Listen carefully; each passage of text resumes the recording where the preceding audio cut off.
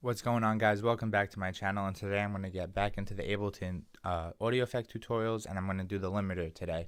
So I have my track in here that I collaborated with Jerry Bear and Lola J. It was released last week on Hyperblast Records. It actually got up to like number 68 or 70 on the Beatport Electro House charts. I'm going to post a link to that in the description if you want to check it out. It's on Spotify, iTunes, SoundCloud, whatever the fuck you guys want to listen to it on. Check it out. Alright. I'm not going to play the whole song. I'm just going to play the intro because I think I would get copyrighted if I played the whole song. So, alright, I have the first two bars looped in here. I'm actually going to bring the volume down a little bit just for the sake of the tutorial. Alright. So the limiter is pretty simple. Alright, you got to also think of it almost as a compressor. Alright.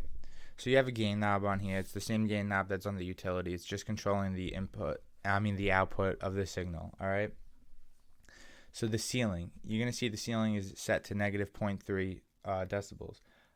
First thing I do when I used to use the Ableton limiter is I would change that to 0.10.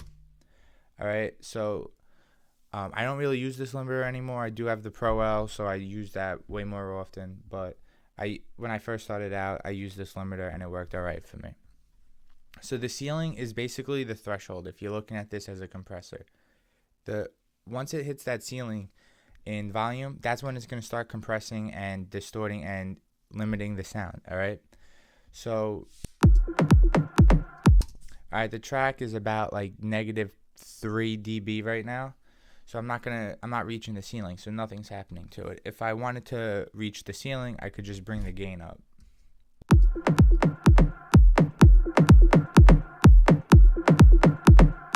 So now you see I have a little bit of gain reduction. So the orange signal that's coming through here is the amount of gain reduction you're getting.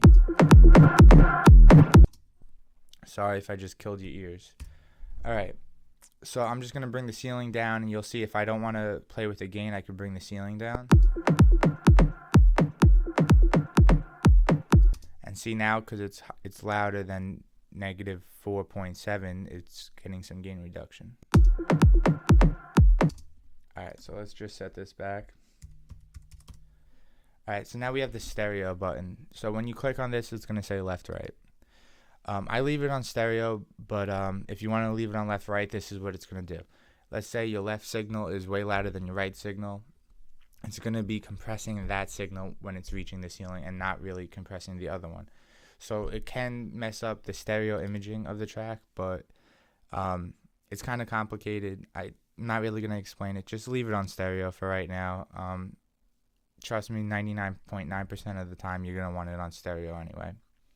So now we have look ahead. Again, if you're thinking of this as a compressor, the look ahead is going to be the attack, basically.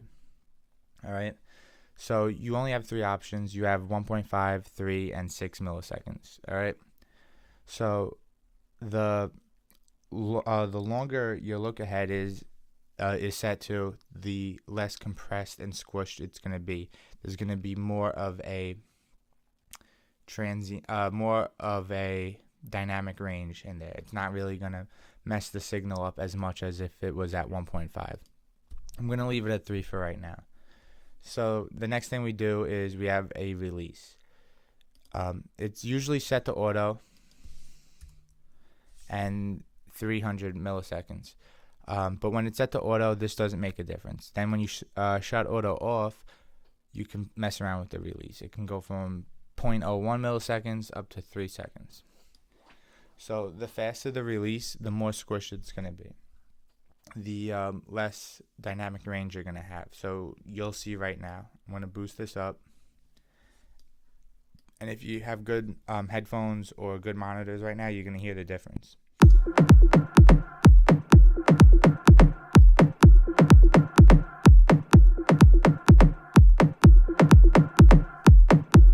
So it's a lot more punchier when it's down low. Alright, so that's basically it, guys. That's the limiter. A lot of people like to put this on their master channel when they produce. I don't really do that. I like to leave my master completely blank when I'm producing. Maybe when I'm doing the mix down, I'll add some stuff to the master channel. And obviously when I'm mastering stuff, I have a whole fucking long ass chain on the master channel. The best thing to do, honestly, when you're producing is mix while you go. Don't just produce the track and then do all the EQing, all the saturation, all the compression, all the reverb, all the delay afterwards. Do it while you go. You're going to save a lot of time. Your mix sounds are going to sound a lot better, and you're going to actually spend less time on the mix sound, which is like the most annoying fucking part, for me at least. So that's it, guys. I hope this video was helpful to you guys. If it was, please hit subscribe. And I know some of you guys actually, like the 8 people that watch my videos, 1 or 2 of you guys actually DM'd me on SoundCloud some of your tracks, and I left some feedback. So if you want, you can DM me on SoundCloud. I'll post a link to my SoundCloud in the description too. And I'll post a link to some of my repost channels that if you want a free repost, I will repost them on some of my channels. Thanks for watching, and I will see you guys next time.